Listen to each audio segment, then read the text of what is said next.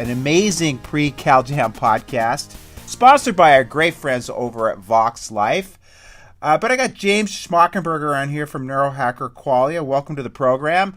This is going to be the full, unedited podcast. Excited to have you on the show. It's a product that I really enjoy. I mean, it's really helped me in the short term that I've been taking it. Why don't you briefly introduce to our audience a little bit about your product called Qualia from Neurohacker? It's nootropic. Is that how you would classify it? Am I saying that right? Yeah. The word nootropic basically is just a general term that means, substances that create cognitive benefit with little to no downside. Right. And so you primarily got into this because you were suffering your own cognitive decline. You're a young dude. How old are you? I'm 34 now. Yeah. A lot of the cognitive decline I was dealing with was actually at a much younger age. And you said it was from not getting... I mean, I noticed for myself, like when I don't get enough sleep, I'm not as sharp as I am when I get enough sleep. Right. And I think it has to do with quality of sleep. Does this stuff help you sleep at all, do you think, too? Or, I mean, where are we at with that?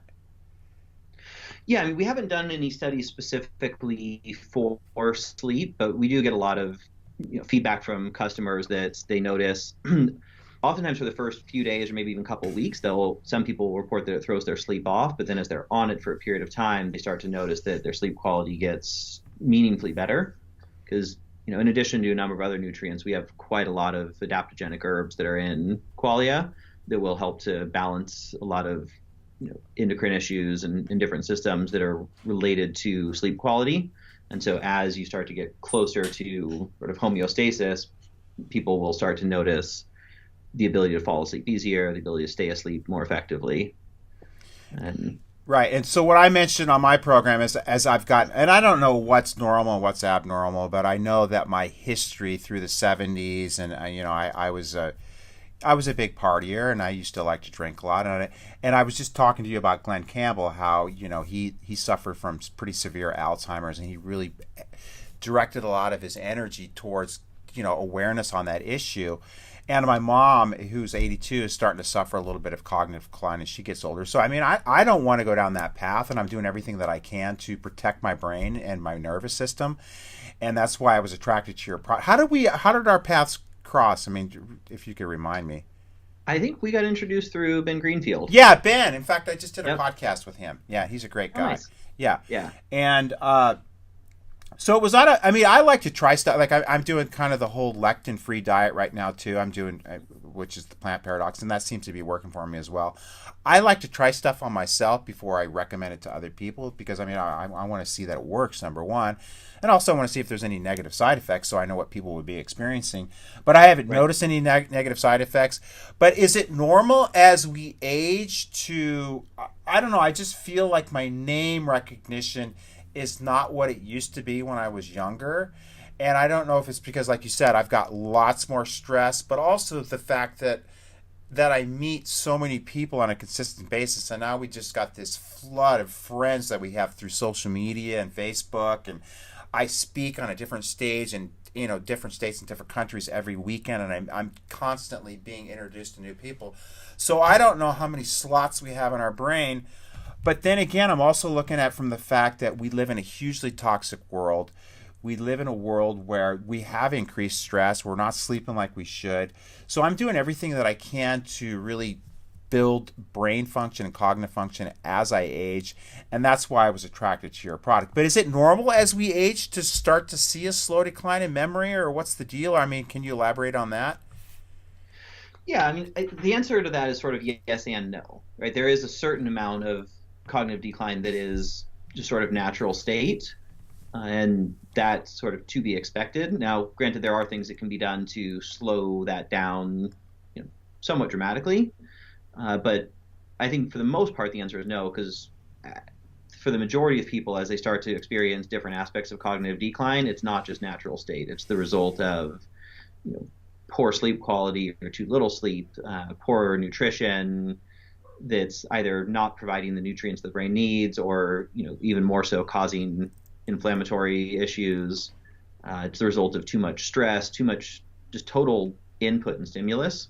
Right. we're not really designed to be on all of the time, like continually looking Right. at screens and like meeting hundreds and thousands of new people on Right. a constant Right. Right. basis. Right. Right. Right. So there are aspects of the way in which we live and the world we live in that make the experience of cognitive decline far more than what would be sort of natural state. Uh-huh. And so, especially in those regards, there's a lot that can be done to be able to slow down or reverse that. Cool. And there's a lot of lifestyle elements, and then there are, substances that you can take to be able to support with that as well, such as qualia. Right. And other nootropics. I mean, that kind of whole industry has really just exploded in the last, probably, I would say, even decade. I mean, I don't really remember hearing a lot of things. I mean, how recent has this kind of revolution? I mean, how recent did it start? Well, I mean, the term nootropic was actually coined back in the mid 60s. Oh, So it's really? been around for Okay. quite a long time, but it didn't have any popularity until the last several years. Because I think, you know, pretty much throughout most of recent history, people have always had a desire to be able to be smarter, quicker, more intellectually capable, more motivated. Like this is a common thing, and people have always looked for what they can do to that effect. But the science wasn't really there, and the information wasn't really there for people to think that there was a realistic and viable path to be able to achieve it. Right. And as some of the science has progressed, and as there's been like little things that have kind of piqued public interest, then we've seen a huge speed up in terms of the interest in this direction. Because I think where people used to think it was sort of myth and fairy tale, there's now a realization that there is the actual capacity to meaningfully increase cognitive function, and in ways that are, safe and effective. Yeah, and I don't know what part of this is true, but I like to look at everything from kind of a hunter-gatherer perspective. Like, what, did the hunter-gatherer, were they exposed to these herbs, or they eat these herbs, or any of these plant products that might have accentuated brain function? I mean, I'm just throwing that out there as a possibility. I mean, I just like when we talk about cannabis, and I know cannabis was way more prevalent in, it was more ubiquitous in the environment, and people probably, I mean, I can't see why people didn't eat cannabis leaves, and I mean I know that people ate the seeds as far as a protein source. So, I mean, what constituents are in your product that might have been utilized by somebody, say in the hunter-gatherer past, or has anybody even done any research on that? I haven't seen a lot of research on many of the compounds in terms of what their historical use was. Yeah. I think it's fair to say that there has been quite a bit, because though there's different compounds in there that wouldn't have been potential, right? Like a hunter-gatherer was not going to find like a pile of amino acids. Right. But With a maybe lot they of were eating chemicals. foods that were more rich in those amino acids, though. Right. Yeah, absolutely. I mean, as before we had a lot of the issues with topsoil depletion and acidification issues, there was more nutrient content in Exactly. food than currently exists today. But yeah, there are some of the plants that I would imagine had a decent amount of use in hunter-gatherer time periods. Now, granted, people wouldn't have had access to the sort of complex formulas that we get an opportunity to work with today, right? Because you would have only had the potential to be exposed to things that grew in the region that you were in. Right. And so you might have had access to a given thing. Like you might have found and been able to take ginkgo or mucuna or, one of these things, but you didn't have the opportunity to get the best ingredients that grow in India and in China and in South America, put them all together. That's right. something that has only been available sort of, post-industrial revolution, and realistically mostly in the last couple decades. Right. And again, I think that's part of the whole, evolutionary process of us really maximizing the expression of our own DNA. And so, have you followed any of Heidi Havoc's work, who's a chiropractor that's done a lot of brain research? And what she's, what we found out, if there's a lot of proprioception that goes on in the upper cervical spine, also in the TMJ joint, which is interesting, the temporomandibular joint, but also in the sacroiliac. And what we found is I've worked with a lot of patients which are either pre-Alzheimer's or Alzheimer's, And Right. that's going to be the next big epidemic. I mean, I heard that at a conference. Dan Murphy's one of my favorite speakers in the chiropractic, and he said in the next decade, 50% of the people over 60, and that's my age group, are going to be either pre-Alzheimer's or Alzheimer's. So I think this is going to be a real interesting. We're going to see a lot of movement in this direction, and part of it's going to be from the nutrition, obviously, and eating healthy and decreasing inflammation and everything that we can do there, and decreasing your stress and increasing sleep. But for me as a chiropractor, I'm excited because I work with people and really working with increasing the mobility of joints and normalizing the proprioception to the brain is going to increase better brain development, brain homeostasis, and probably better neuroplasticity in the brain. So I'm excited not only to use the nutrition, but to really teach people the positive benefits of what I do as a chiropractor. I mean, have you had any experience with that at all? I mean, Absolutely. I mean, I've been doing chiropractic for, I think I had my first chiropractic session when I was 10. So I've been having some personal experiences for quite a while. But I got introduced to a chiropractor here locally probably 5 or 6 years ago, and he does a specialized technique specifically for upper cervical adjustments. And it's a very like nuanced type of adjustment, but it's essentially trying to relieve a lot of the pressure that would normally be on the brainstem. right. And it was quite profound for me how much better, particularly my sleep got after that. Right. Cognitive function as a whole got better, but I noticed that the day that I got that adjustment, I went home and at like 8 p.m. I was just completely tired and ready for bed. I went to bed, slept incredibly well, and that trend continued for several days. And there was a meaningful difference in terms of my sleep quality, which is, of course, one of the biggest factors in terms of cognitive function and, for the most part, just how you feel and experience life across the board.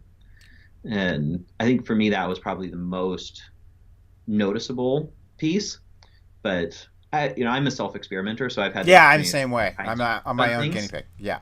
Yeah. So yeah, and that's one of the attributes of what chiropractic. I mean, I notice that so much in my own practice that when I do the 12th visit questionnaire and we do a re-exam with people, the number one thing that I hear most often is people sleep better, and then when you sleep better, you've got Right. more energy, you've got better clarity of thought, your healing is better. So, and what it does, it's just the adjustments just take people from sympathetic dominance and move them more to our parasympathetic, which you're going to sleep better in parasympathetic, and you're going to sleep in sympathetic. You can't sleep if there's a tiger like in your room ready to eat you. So, it's just that's one of the things I really wish more people understood about chiropractic. Because most people look at chiropractic, well, if I don't have back pain or neck pain or headaches, why would I go to a chiropractor?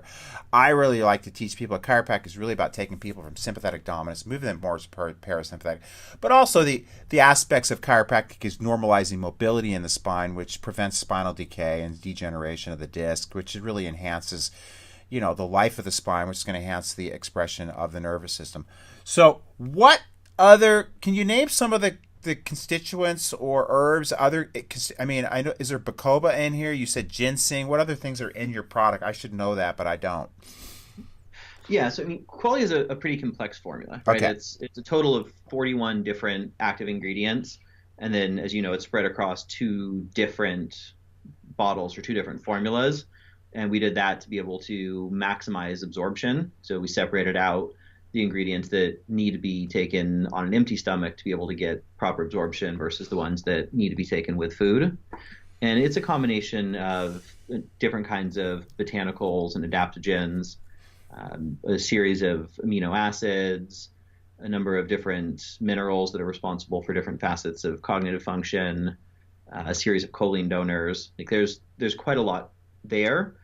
And with our formula, particularly, the design of it was not to be focused around or dependent on a given ingredient, but to really look at the synergies behind how different ingredients will work together in relationship to how the brain and nervous system work, and then to be able to create a formula that was able to maximize for that benefit. So like when we set out to build this, we started off with sort of a meta-analysis of cognitive function as a whole and looked at what are all the facets of cognitive function that we know of and understand. right? Because people, most of the time when they think about cognition, they just think about like focus or attention, or, it's very narrow in its scope. They don't think about word recall or digit span or, all these different facets. So we looked at, what are all the key facets of cognitive function that actually meaningfully matter to people's quality of life and experience of life. And then from there, started to look at what are the neural pathways that are responsible for being able to allow these aspects of cognitive function to, well, for one, just work, but then to be able to increase. And then from there, started to do a deep dive into all the studies and literature that had been done around different compounds that could impact those neural pathways. And then very specifically, one of our kind of key mandates in how we developed this was to not override any of the neural pathways or any of the natural systems, but to be able to provide the sort of base nutrients that would allow your own body to do the increases, right? Because one of the key things for us was we wanted to be able to provide people with a meaningful uplift in real time while simultaneously being able to give long-term benefit and not creating a dependency. Right. Whereas you look at some of the pharmaceuticals that people will take for cognitive function, and for the most part, they're going to work by overriding neural pathways. And as a result, they're going to be effective, but they're going to if you take them on an ongoing basis, they're going to create chemical dependency, because as you continually override a system, that system starts to atrophy and loses its capacity to produce. That's what all drugs do, that basically, right? I mean, majority of them. The vast majority. Yeah. There are some that don't, but for the most part, this is true. Right. And, so I think in our space, the most common thing is people taking Adderall to try to increase cognitive function. And this has now become pretty ubiquitous, right? The last study that I saw showed that 31% of the U.S. college population is taking Adderall on a regular basis. Yeah, it blows me away. I was even talking to chiropractic students at ULS, and I'm thinking, you're going to a chiropractic school, dude. You shouldn't be taking, speed. It's basically speed, right? I mean, yeah, I mean it's almost identical chemically. Right. And the challenge with Adderall is, so the primary way that it works is by stimulating or overriding the dopamine pathway, right? So if you have a bunch of in-chain dopamine, you're going to have really incredible focus and attention, which is what most people are going after. But what people don't realize is that when you go so far in that direction, what ends up happening is that you actually reduce your ability for critical thinking, and you start to reduce the portions of the brain that are responsible for empathy. So now, do you think there's maybe some kind of nefarious global initiative to push more and more, ADHD medications to decrease empathy and also decrease critical thought? I mean, I'm going down the rabbit hole a little bit on that, but I mean, you kind of can see that going on consistently in the world, where people just don't seem to care about people as much anymore. I know I'm making kind of that generalization just from my own experiences, but also I just noticed a lot of people just don't think anymore. I mean, it's just, to me, it seems like it's rampant in society, and I don't know if that's because of cumulative global toxicity on every level and so much digital interactions people have, and not really connecting people socially anymore as much as we used to when we didn't have all this digital interference in our lives, and when people actually would sit down at a dinner table and have a meaningful conversation with people that were, rather than having their phone sitting right next to them and being more connected to the phone than they are other people. Right.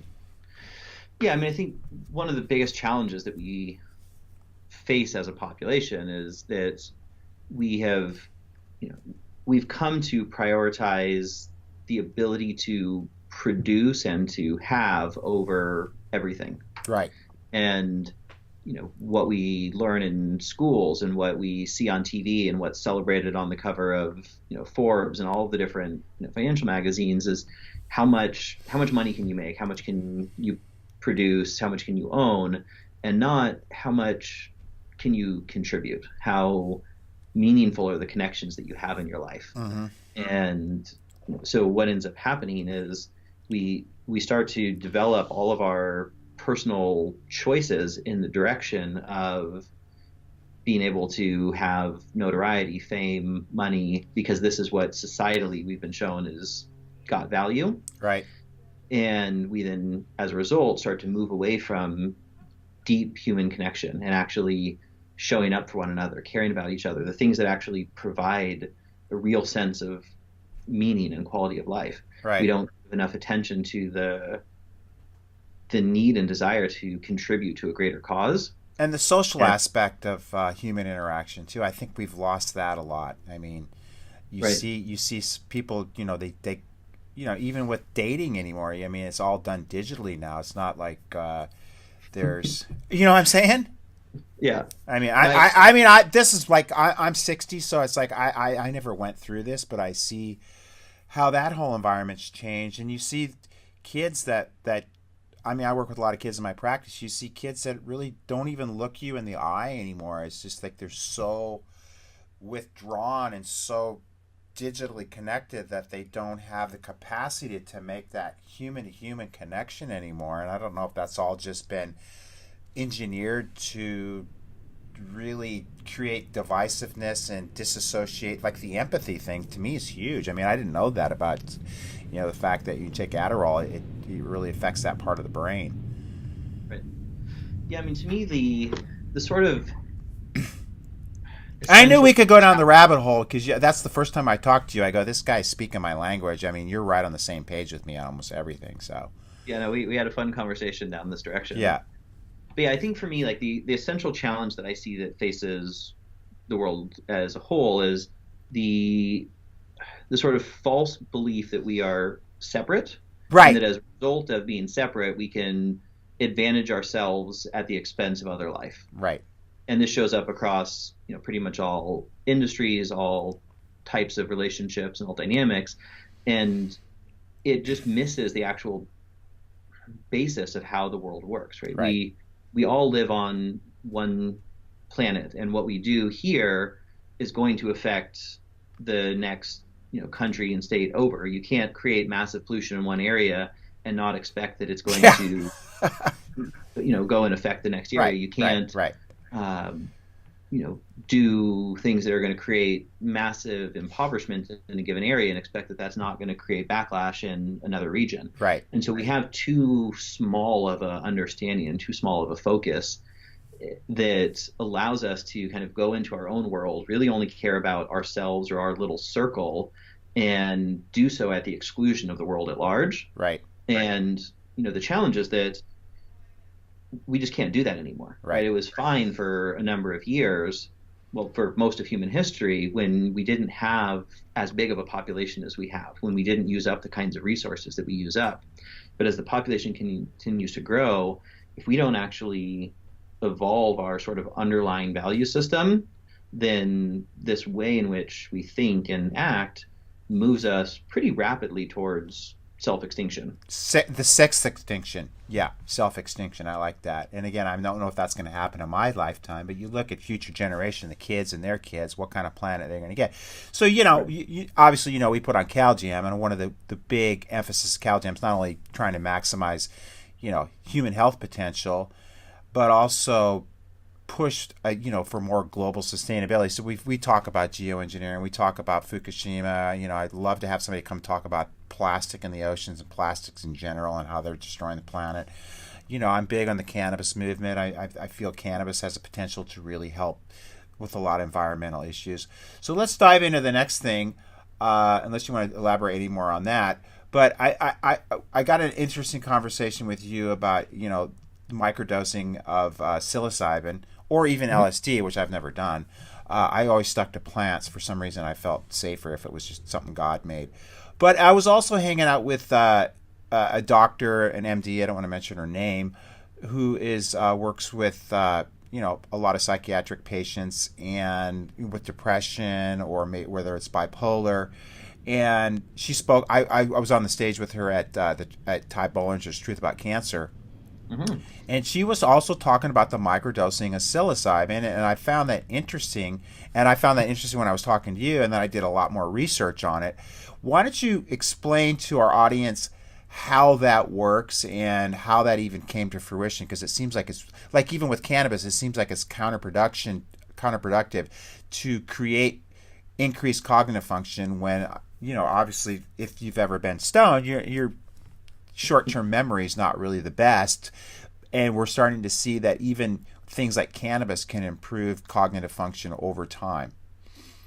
So let's start with the psilocybin 1 and microdosing. Gotcha. Yeah, so I think, well, to kind of wrap it all in, and then we'll dive into the psilocybin. There's no such thing as a substance that is inherently good or inherently bad. Right? Substances are effectively tools, and then the question is it the right tool for the purpose that you're trying to achieve, and how much do you use the tool? And so, whether you're talking about cannabis or psilocybin or a B vitamin or heroin, it doesn't really matter. Each one has potential downsides and potential upsides, and it's just a question of how you apply them. And this is something that I think we've sort of lost as a society. We say, okay, the DEA classified this thing as bad, therefore it's bad. It has no value or purpose, and which is just insane. And then some people will then swing the other direction. They'll say, oh, this thing is great for absolutely everything. Right? So a lot of people in the cannabis space will think it's just the greatest thing for all. And the reality is it can be beneficial for a lot of things, and it has some downsides. Right. So it's about the intelligent use of whatever the thing is. So now if we look at psilocybin or LSD or any number of things that are sort of in the psychedelic realm, they have real downsides that can come with them, but they have incredible potential both in microdose and in larger doses, right? When people will do sort of spiritual or deep dive journeys with different kinds of psychedelics, whether it's ayahuasca or psilocybin, people will have some of the most profound insights into themselves and into the world around them that could possibly happen. And you can achieve things through the support of a substance that might take 15 or 20 years of a dedicated meditative practice, and you can do it in the course of an evening with the right kind of facilitation. And some of the deeper understandings about myself that I've ever had have been through journeying. And then what's been showing up more and more in recent time is microdosing, right? The use of very small amounts of psychedelics to the point that they're not actually altering you, right? Obviously, if you take psilocybin, you take a bunch of mushrooms, you're going to be altered. You're going to see, colors in a way that wouldn't otherwise show up. You might even see things that aren't there. But when you're microdosing, you're taking a small enough amount that you're not actually what are you talking, like a tenth of a gram, or what? I mean, what's the typical microdose? Yeah, so just in general, when people talk about microdosing, it's 10% of what would be considered a normal effective dose. So in the realm of psilocybin, you're talking about a tenth of a gram or 100 milligrams. Although that's going to obviously be dependent on the person's body mass and their sensitivity. Right. And I'm super sensitive. I'm going to tell you that right up front. So that's why, I used to grow mushrooms as a kid, and I had a lot of great experiences, but I also had some bad experiences, and that's where, I decided that I didn't want to use the product anymore. I was a kid. I was 21, and I didn't know any better, and I went to the zoo, on mushrooms, which was not a pleasant trip, because I really felt significant empathy for the animals and what they were being utilized for, and I felt their own pain, and I felt we were exploiting animals for our benefit, and you could just literally see in the animals just how you could see anger, you could see depression. There was things that I don't know if I'm, if you understand what I'm talking about. You just see things from a different light. And the thing that really freaked me out the most is that I went in to use the bathroom after having this just massive flux of negative energy about these animals that we were exploiting for our own benefit and just basically fucking up their lives for our own benefit. But then I went in and I looked at myself in the mirror, and I really could not delineate why am I any different than that friggin' orangutan that was in the cage, or that friggin' hippopotamus that was in there that was, living its life in a literal prison for our benefit. So, Right. it was really, it had a huge impact on, and my, for me, is just by empathy for animals and how we treat animals. I mean, I won't even kill a friggin' spider anymore. And I don't know if that was because of that experience. I think that's just because I love life and I love animals and I love plants. I love everything. I don't love war. I don't love a lot of shit. But, you know, and it was that trip that I really said I don't want to do this anymore, because it pushed me over the edge, because I really, it just had such an impact on me. And then, there was times I went to, Grateful Dead concerts and and those were all positive experiences. But, then I get into chiropractic, and chiropractic has always been, anti-drugs. And so I kind of even not only shunned psilocybin, but then, eventually I started shunning cannabis. And then, I got to a point where I just got rid of probably the worst drug on the planet, to me, in my opinion, which happens to be alcohol. And it's not till recently that I've started to reintroduce things like cannabis, and I haven't gone down the microdosing of psilocybin yet. But, I can see if that's something that you feel is, from a scientific, basis, can help with cognitive decay. That's something that I don't really feel adverse to trying. So. Right. Well, the experience that you were just sharing with the zoo goes back to the conversation we were having a few minutes ago, which is, this, that we allow ourselves to separate from other life and exploit it for our benefit in whatever way. Like in that circumstance, it's for our entertainment, our education. But we're clearly creating a meaningful amount of suffering when you take a sentient wild animal and you stick it in a tiny little cage for its entire life. We're causing it to suffer for our own gain. And I think one of the things that I've always found so intriguing and so beautiful with some of the psychedelics or entheogens is the way in which it opens up this awareness, right? Where when you're taking them, you have the ability to feel into the interconnectedness of life in a way that most people typically don't experience. And you get to, there's almost like you have all these veils that you through life you gain, where you don't see reality anymore. I mean, it's just like, to me, like there's things that go on a daily basis. I go, how come nobody else can see that what I'm seeing that is so vivid? Like whether it's geoengineering or, fluoridation of your water, or the whole vaccine agenda. And I don't know where you're at with that, but I mean, to me, it's just another depopulation agenda about just, again, decreasing capacity for critical thought, pushing people more towards, all the side effects create the need for more drugs. I mean, to me, it's blatantly obvious. And, just the fact that people eat shit and they don't get any exercise and they're glued to their screens. I mean, to me, it's like blatant, and for me, I think you see people walking around in this haze. And for me, I like, that's what I like about your product is it you froze up. Are you able to hear me? I can hear you great. Okay, go ahead. Hopefully on my end it's good, because it's my quarters over here. But go ahead and elaborate a little bit on that if you want to. Oh, God.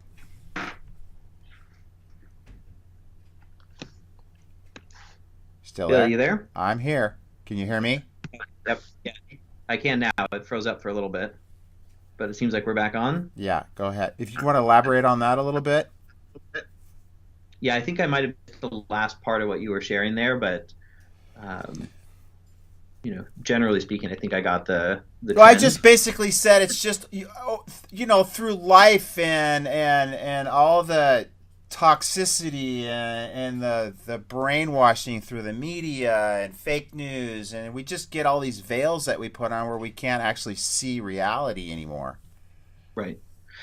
Yeah, I mean, so whether that's something that is engineered at a high level or whether it's something that has just been a development, I think for most people's lives doesn't necessarily matter that much, because the end result is still the same, which is we have exposure to far more toxicity than we used to. We have, so much more input, and a lot of the input is may or not have credibility, and we don't have clear ways of being able to make sense of what is and isn't true, right? Like if you want to study Fukushima, there's not a clear place of information where you can actually understand what is and isn't happening, how much radiation is leaked, where has that gone in the world. You'll see different reports, all of which are wildly far apart. And this is true across pretty much everything. And this is where the ability to take self-responsibility, to no longer rely on sort of outside power structures and outside information, but to take your own life into your own hands and say, okay, how do I want to live? How do I want to show up? How do I want to contribute? And then from that place, what's actually necessary? And then this is where you start to get into the sort of self-exploration and self-experimentation around, what do I need to do with my physical health? Right? Do I need to do chiropractics, massage, exercise, sleep? What do I need to do with my psychology to be able to not be controlled by the world around us, but to be able to actually show up to it fully consciously and choose how I interface with the world and how I show up, right? Because if you sort of go by default, what's going to happen is you're going to eat a bunch of fast food because it's more accessible and less expensive than almost everything that's out there. And it tastes friggin' amazing, dude. Jam-packed with, sugar and fat, a whole bunch of things grease. that just give you massive dopamine hits that cause you to want to keep coming back to it. Right. So you're going to just sort of default to that. You're going to default to watching a bunch of television, to getting a job that is super unfulfilling, but pays, at least well enough for you to get up and do your thing each day. And, so there's all of this stuff that becomes sort of default just based on the world and the society that we live in. But ultimately that default is not only not fulfilling, but it's deeply damaging, certain aspects more so than others. And so the need is to take empowered responsibility for your own life and to start to sort of question everything. Is what I've learned about nutrition actually true? Is there validity to it, or is there an agenda behind the way in which it's shared? Is what I've learned about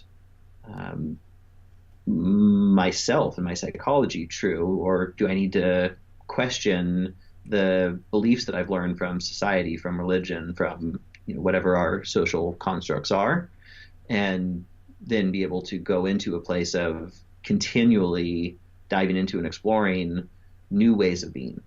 And that, I think, is sort of the key for how we move forward as a society, is to choose to no longer operate from default, but to instead take on responsibility and act accordingly. And then from a place of deep and genuine curiosity to start to explore life for how you want to be able to live it. Right. And this crosses all facets in terms of, what you do with your body, what you do with your mind, what supplements you take. Right.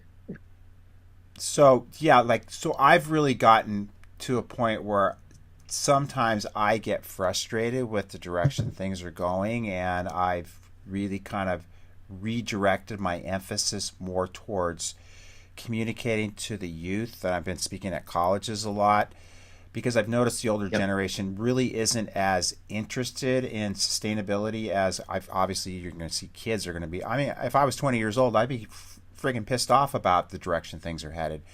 Do you ever get to a point where you feel like we are headed towards the sixth extinction and there's nothing that really we can do about it, just because we have such we've created this huge friggin' spider web of just corporate greed, and which keeps pushing the agenda. And sometimes I feel like I'm up against this wall where there's just people just do not get it on so many levels. And I get to a certain, but I know that all we need to do is really get to maybe a 16, 17, 18% to really get a change in consciousness. What I'm asking, do you think there's hope? I mean, the way I look at it too is the human species is a smart animal. I feel that we can do this, but it's just got to be, we got to do it soon, because I feel that we keep getting deeper and deeper into the matrix, and it's harder and harder to get out. I mean, I know the agenda is being pushed from the opposite direction just as hard as I'm trying to push back, but they got a little bit more control than I do. Resource? Yeah, exactly. Thank you. That's the word I was looking for. So I mean, the answer is absolutely yes. Like, yeah, okay, good. I spend a lot of my life studying existential threats, right? The kinds of things that will cause the next mass extinction event. And as a result of studying that, I think that everyone who really deeply dives into the problems of the world at certain points goes into a place of hopelessness, because the problems are so vast, they're so imminent, and they have just incredible amounts of inertia behind them. And they're all interconnected in some way, I feel. You know?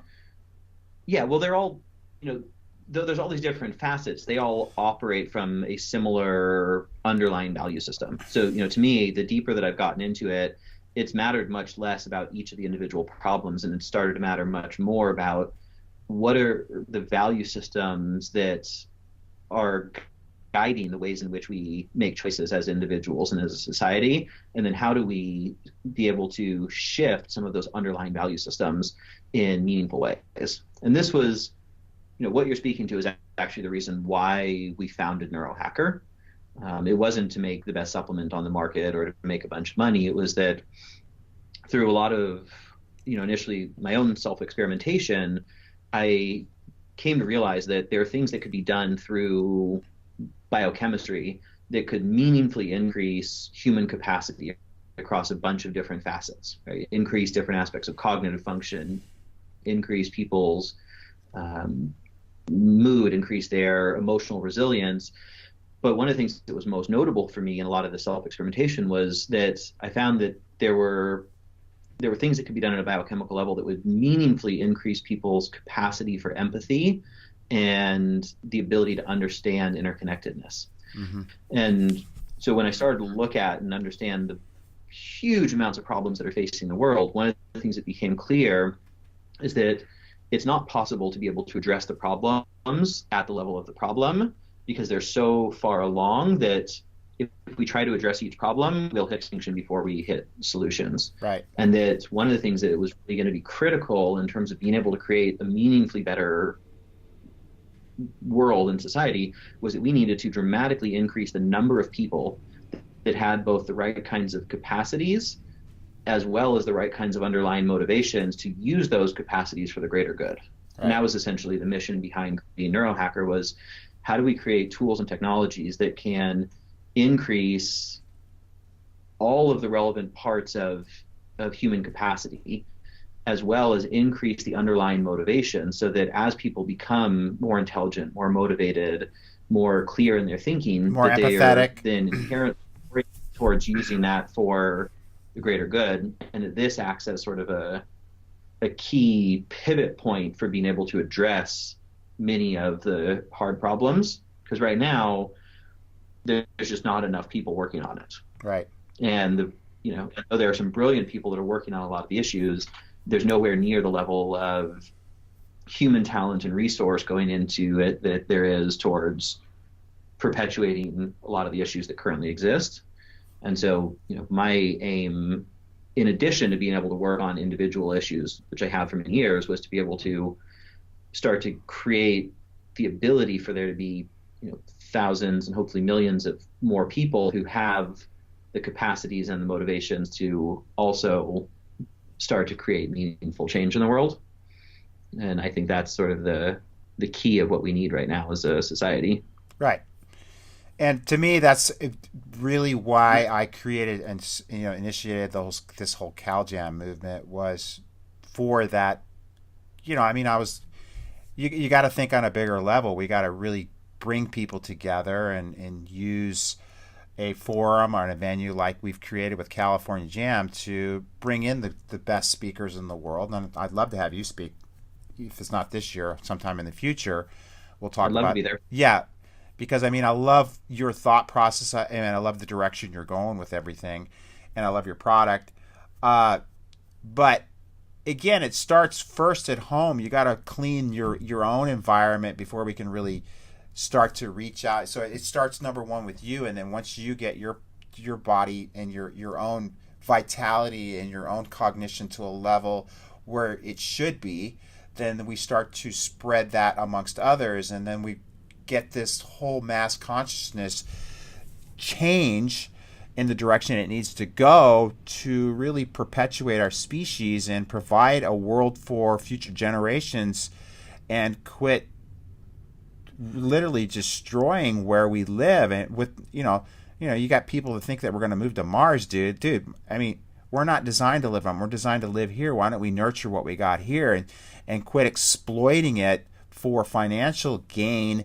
And really, and again, you can still benefit economically and financially by providing methods that are going to perpetuate the species just as well as we can that are destroying the species.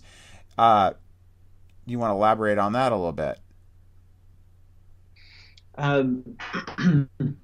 Yeah. Clarify which piece you want me to elaborate on, because there's there's a lot there. I mean, I just think it starts at home. I mean, number one, you got to work on yourself before we can save the planet. And I think so many people are, not expressing at their highest potential, like you said, from all the shit that we do. And I mean, that's what I've really tried to, it's like a self-empowerment first. And then once you're self-empowered, then we can spread that to others, is what basically what I said in a long-winded way. So I mostly agree with you, but there is some nuance that I'll actually add there. Okay. Predominantly, if you're in a place where you're not happy, where you don't have much capacity, the ability to contribute is going to be really challenging, right?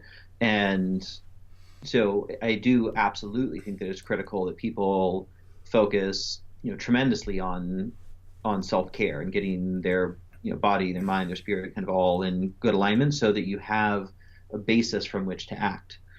But the other side of it that I think is also key is that it's important not to focus too much on yourself. Right. Well, I didn't mean it that way. Because then you start to, where if all of your attention is there and it's all consumed there, there's very little capacity outside of that. And one of the things that I've had the opportunity to notice in my own life was that, I grew up in a way where I always had a strong orientation towards wanting to serve a bigger cause and to, care for other people and the planet. And because of the fact that my attention has continually been on something larger than myself, I still have all the same needs that everyone else has, but I don't put as much attention on them. And I've ended up developing my life in such a way where I've been able to address all of my personal needs with a much smaller amount of time and attention than most people would normally put on it. Right? So I have a certain amount of money I have to make. I have a certain, I have things that I need to do to be able to be fulfilled and happy. But when I consider that a given, and then I start to focus on something bigger, I become more efficient and effective for how I address these needs, so that I can continually show up to something that gives a deeper sense of purpose while still having all my personal needs met. Right. And so I think there's sort of both. I think you have to take care of yourself, and it's also important to have a bigger focus so that you don't become entirely self-consumed in the process. Of course. I just feel that I just notice it from my own perspective, being a healthcare practitioner, that a lot of people are vibrating at a lower level of consciousness, and it's just because of way utilization of drugs and pharmaceuticals, whether they're psychotropic drugs or even antibiotics that disrupt, microflora in the gut. I mean, I just feel that people, there's no way they can literally have this change in consciousness if they're not expressing at their highest potential. So, yeah, I didn't mean it's all about self. It's about, first we got to get people to clean themselves up, and then we can clean the planet up, is what I kind of meant. And yeah, once you get to a point where you and I are at, I mean, not everybody's at your level or at my level as far as their capacity to think outside of the box to some degree. It's just, we got to baby step people in that direction, in my opinion, to really create lasting change. I mean, you can't be polluting yourself and then wonder why the planet's polluted. You got to start at home first. And yeah, you and I are probably on a different level than most people are at, because we've been studying. I've been studying this shit for over 30 years. I mean, this is where my life is, and yeah, I Right. know that we can really change consciousness, but it starts at home first. So that's kind of where I was saying. I mean, some people need to kind of Yeah. stop eating fast food. Number one, I mean, that's kind of what I meant before we can really get them to understand why you got to clean up your own environment before you clean up the planet. Right. Yeah. No, I mean, I think that a large part of the population isn't really focused on living for themselves or for a bigger cause. They're largely just focused on Survival. what it takes through another day. Yeah, exactly. And that's something that will never be able to create a real sense of fulfillment. And, to the extent that it's a reality, you have to address the reality. It's not to say if you're starving, you can't exactly just transcend that. Like, you have to deal with it. But Right. yeah, the phase shift there is to move away from just, you know, can I make it through another day? Can I make it to retirement? And instead start to look at how do I optimize my life? How do I become more energetic, more physically fit and vibrant? How do I learn to care about myself, my happiness in a way that I never have before? Start to invest energy into that. And then, beautiful thing is that then just becomes a sort of positive feedback loop cycle, right? Because as soon as you do the first thing and you sort of crack that door open, you get to notice the first sense of benefit. All of a sudden, you're interested in the next thing and the next thing. So, whether your entry point is chiropractics or supplements or psychedelics or a Tony Robbins seminar, like, Right. it doesn't really matter. What matters is that you start and that you allow yourself to kind of have a self-referential process that says, wow, I did this thing, I changed my focus in this way and I got this benefit. Now what if I do X? And then allow yourself to just continue down that path of self-development and self-improvement. And then, eventually that starts to transition past just even self-development and into, now that I have this profoundly better experience of self, how do I support Other that people. in the world around Right. me? Exactly. All right, Yeah. so let's wrap this thing up. I just wanted to touch real briefly on, I mean, you used to work in the cannabis industry, correct? Mm-hmm. Yep. At what level? I mean, what were you doing in the cannabis industry? I mean, No, I've been in most facets of that industry. okay. I got into it in 2009 and I opened a dispensary in the San Diego area. Yeah, where are you And at the actually? Are you time, from San Diego, or is that where you're at? Where do you live yeah, now? yep. Yeah, okay, cool. Yeah, I live in Encinitas, which is just the north end of San Oh, I Diego. know where Endogenous is. I've surfed there before. Yep. Yeah, Oh, Moonlight nice. Beach, right? Yep. It's a good spot. Hmm. You Yeah, surf so too? Do you surf too? terribly. Okay, it's all right. We can work on Uh, that. I used to surf a lot more. I haven't done much of it in recent years. I'll go out body surfing more, but mostly I actually do a lot more hiking than anything else. I've got 3 dogs, so my nature time is usually more on trails. Yeah, cool. Well, you can take your dog Um, surfing too. I've seen surfing dogs before. Yeah, but I wanted yeah, to I haven't touch on actually tried. this because a lot of, I mean, I've really I've tried to introduce cannabis, CBD, as a superfood to a chiropractic profession. And again, Right. I'm gonna take some arrows in the back. So I know you've done the science and you kind of touched on things. Yeah, it's not a panacea for everything. I got it. I mean, nothing is. Yep. But why don't you just briefly discuss from your own experience and your own research the real benefits to it, and then you may want to head on where it could also be a detriment to some people. Yeah, I mean, for the most part, I mean, if you're looking at medicinal applications, cannabis is extraordinary, right? Like, I've had the opportunity to be in that field for quite a long time and across a lot of facets. Um, when I first got in, like, there was still huge stigma.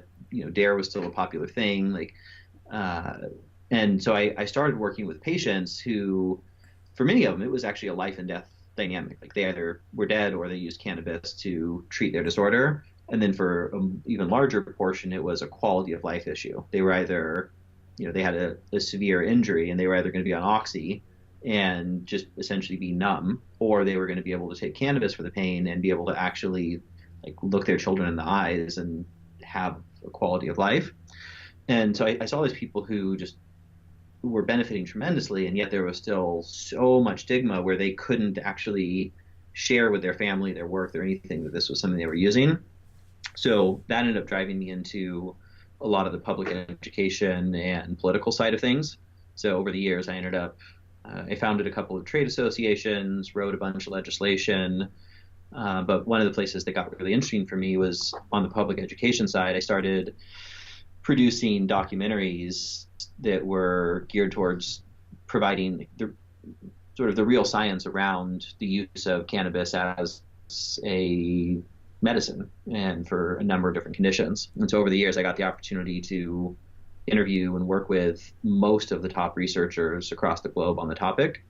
Medicine is not a term I really like. I like to look at cannabis, to me, more as a superfood. I mean, what's your opinion on that? I mean, to me, it's medicine. Well, it depends. I think it's both. Yeah. Okay. If you're, but I look at medicine, and medicine to me it's got a negative connotation. I mean, I've always been anti-drug, and drugs are something that are synthesized in a lab that are not really from an organic source. They're, they usually have negative side effects. Which I mean, I look at something like cannabis as a plant that God created that, in its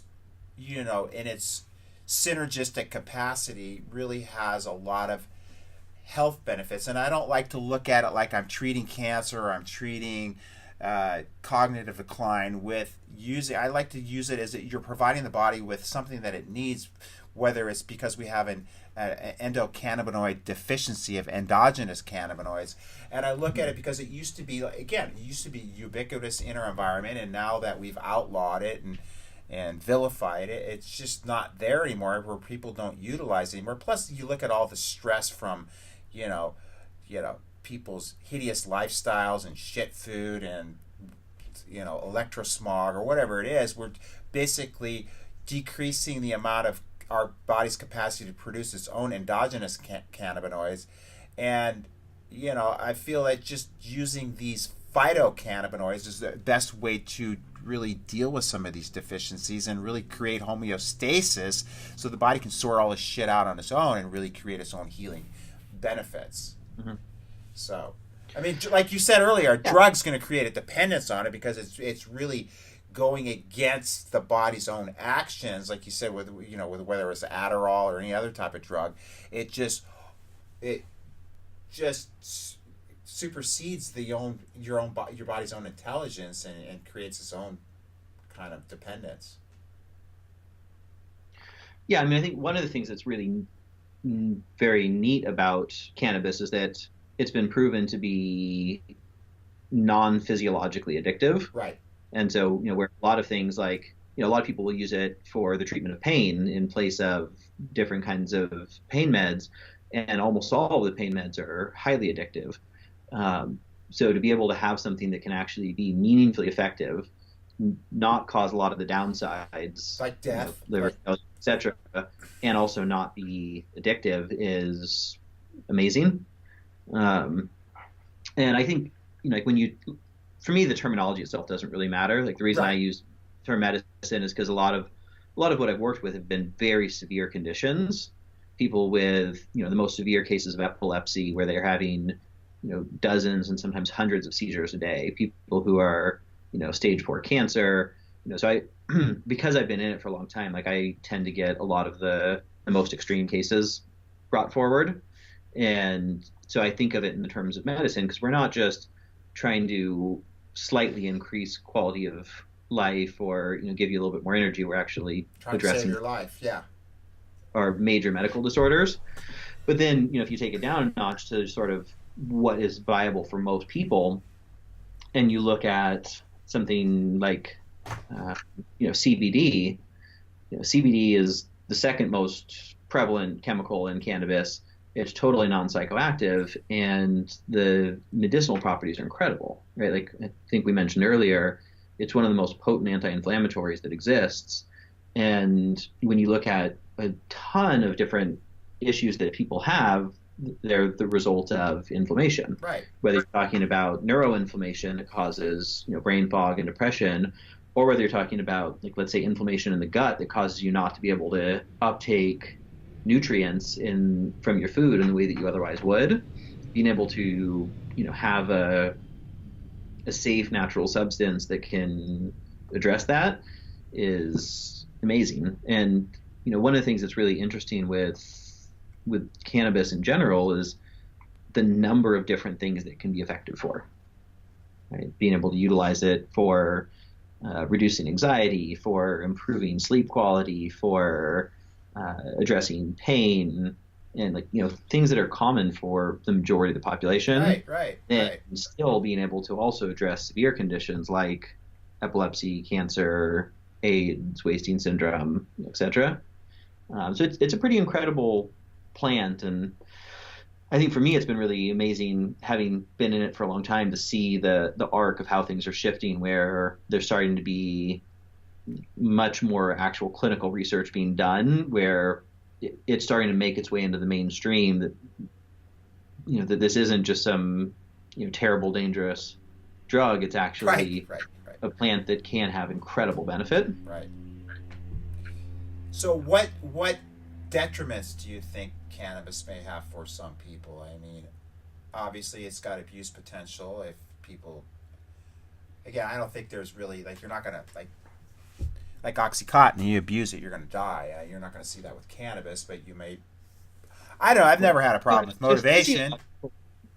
At a physiological level, there's not a lot of downside. Okay. Unless you have like an allergy to hemp or something, but this is a fairly rare dynamic. Yeah.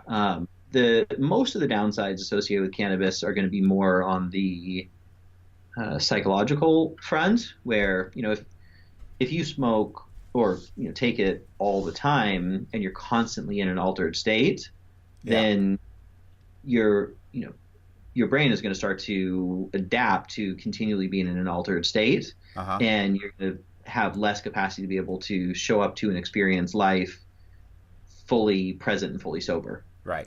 And there are, especially if you're using a lot of cannabis, there are certain downsides, like a decrease in motivation. Right. And so you're going to be potentially more likely to just hang out at home on the couch and smoke versus getting out and doing things that are going to increase quality of life. I've never had a motivation problem, though. Even when I was a heavy user, which I don't. I mean, I tend to go for more the high CBD strains, to me, because I don't really like the psychotropic effects of. I don't like to be stoned anymore. I mean, right up front, I like the chill factor, where you decrease anxiety, the sleep benefits I get from it, and also the neuroprotective. And to some degree, I feel that if it works for people with stage 4 cancer, it can't hurt in any way, in my opinion, to prevent cancer from developing. Again, there's no research on that, but I mean, if you see, like you said, I get some of the toughest cases. I get chiropractors that call me that's either themselves or a relative has cancer, and they come to me as the go-to guy. They may have been shooting arrows in my back 2 months ago, but now that when they actually have their own crisis, that they come to me and they're looking for some alternatives to chemo and radiation and all the bullshit that's going on in the oncological arena right now. Let me ask you one. Well, it was a cool thing for me. Yeah, go ahead. No, when I shot the first documentary that we did on cannabis, I specifically took approach of only taking highly credentialed doctors who had been working on federally funded studies, and that way, the information we were presenting was totally credible. And what was interesting was that in each of the doctors that we were interviewing, every one of them had started off with a negative bias. Right. And I even did. The nature of well, and a lot of people do, right? Because we've been trained through propaganda over a lot of years that there's. It's not that I didn't like cannabis. I didn't understand why you needed to use like a medical condition to get high. I'm just thinking, just go get your weed and smoke pot. What do you have to like? I can understand why a kid with asthma. How's it going to help a kid with asthma? But then when you find out how it helps a kid with asthma, then it makes sense. Right. You understand that there is an endocannabinoid system, which we just recently discovered in like 1987 or something, that really affects really every other system synergistically in the body to create homeostasis. So, yeah, I was one of those people that was real skeptical in the beginning. Yep. How could Yeah, I mean, smoking something prevent cancer? To me, smoking causes cancer. Those were the things that I thought. well, and it's true, right? Anytime you're burning something, there's going to be carcinogenic effects. But what's so interesting about cannabis is that the sort of apoptotic effects that are in it are not only strong enough to offset the what would otherwise be carcinogenic properties, but to then go above and beyond that. Right. There was a major study that was done out of UCLA in the 90s, where the federal government had funded it to be able to prove that smoking cannabis would cause lung cancer. Right. And what ended up happening over the course of the study was not only did they not find that it caused lung cancer, but what they found was that in the portions of the test subjects that already had lung cancer, they noticed a slowdown in its increase, and in many cases, they actually started to notice a decrease in tumor size. Right. And this was from smoking, which is probably the least medicinal way to take cannabis. Right. Right. With the exception of a few specific conditions. You can use vaporization, which to me has the same benefits as smoking it, but you're not getting the negative aspects of burning the substance and creating carcinogens. Yeah. So. Yeah, I mean, vaporization is definitely going to be better because you don't have all the plant material that's burning up. Right. And then there was, of course, other ways of taking cannabis depending on the condition. Right. There are certain things where smoking is great, but you can ingest it. Where would smoking ever be better than vaporization? Well, I think at an inherent level, it's not likely to. At a practical level, just because of the processes that are used for doing extraction, a lot of what people will have access to vaporize won't actually have as complete of a cannabinoid profile or terpene profile. Yeah, but here's what I do is I take the dry herb, which you're going to smoke, and I just put that in my vaporizer and use that. I mean, there's no extraction process. It's just basically the same product. It's just a different way of liberating the cannabinoids without liberating the carcinogens. Right. Yeah. No. If you're vaporizing flower, then that's pretty much going to be the most beneficial way to take it. Right. Through inhalation. Right. I'm not talking a vape pen, which to me I'm scared of those things because I don't know what the hell's in there. I mean, I'm sure a lot of those companies are legit. I'm sure the product's clean, but I would personally rather grow my own plants in my own backyard and grow the strains that are for me, work for my body based on my stresses in my life, which happens to be anxiety and lack of sleep. So a strain that has a higher CBD profile and a low THC profile. And again, you have to have some THC in there to get that synergistic effect. That's where the medicines really drop the ball. They think that, it's just THC, dude, so let's just synthesize a molecule and let's see how that... It doesn't work that way. God put it the whole pack. And there's also not only the cannabinoids, you got the terpenes in there, you got the flavonoids, all that have their same effects in the body as well. Actually, whenever I see you in person, there's a new product that we just developed that I'll give you a chance to try. It's called Serenity. It's not through Neurohacker. There's another company called Humanity that I'm launching. That's a product company in the cannabis space. And what we did there was we took fairly low dose cannabinoids as well as a number of nutraceutical and nootropic compounds and put them together into a capsule for being able to reduce anxiety. And the effect is something that is stronger for anxiety reduction than cannabis by itself could be, or any of the other compounds by themselves could be. And because of the fact that we were able to do it with a relatively low dose of a lot of the psychoactive cannabinoids, what's ended up happening for all the people who've taken it is they're still able to be totally present, totally functional, and in many cases actually clear in their thinking, but just no longer have the sort of angst and anxiety that they would normally have throughout their day. I'm all over it. Yeah. You have to see me in person to give it to me, though? You can't mail it to me, or what's the deal with that one? Well, still, right now, it's not possible to mail cannabis. I mean, physically it's possible, but legally there's issues with that. Yeah, like I've never done that before. Yeah, I'm not. I'm not always the most law-abiding citizen. Make it happen. Yeah.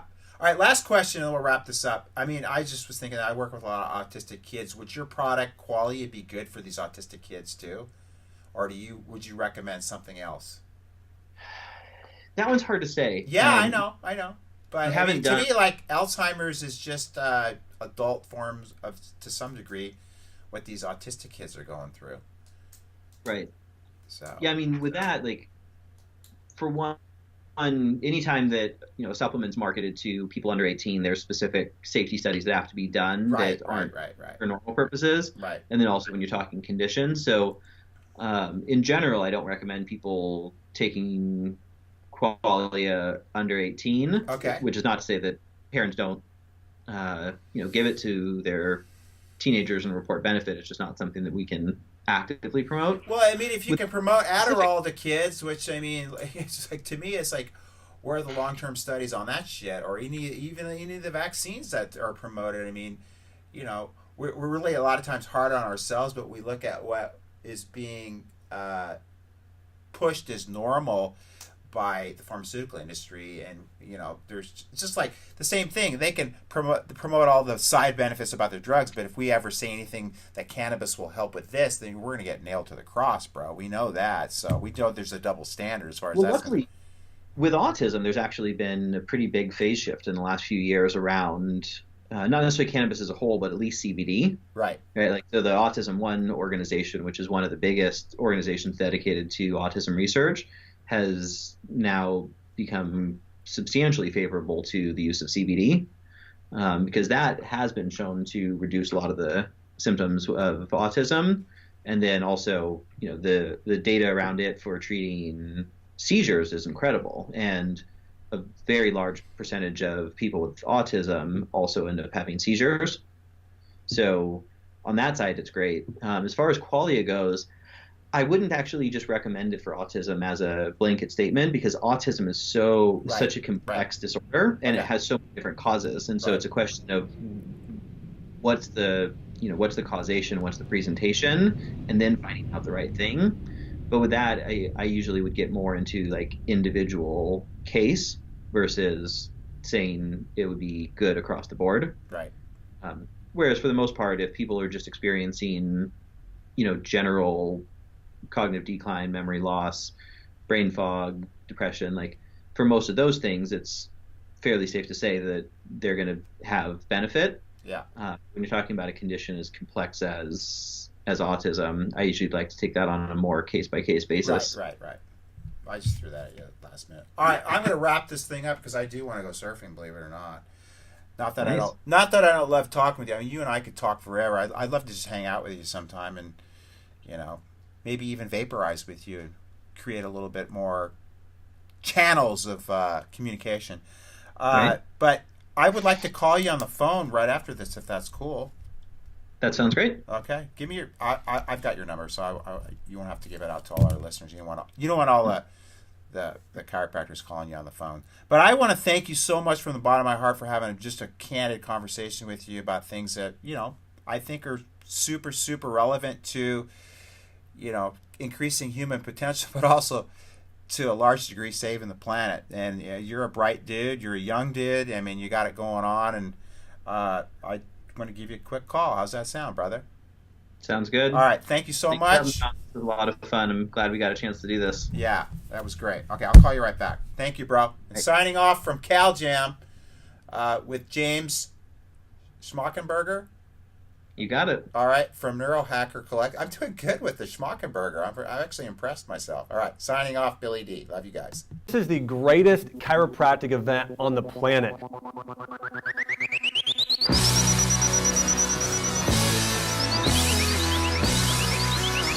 First impressions are everything, and when you walk in, you see the crowd, you see the stage set up, you hear the band.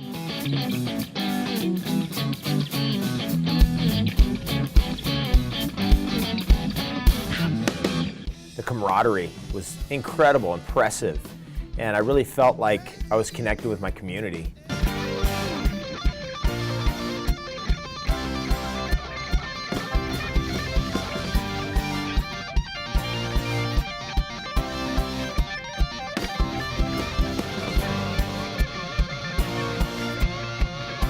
incredible. I've been to 9 out of 10 cow jams. The energy was through the roof, the most electric cow jam I've ever been to.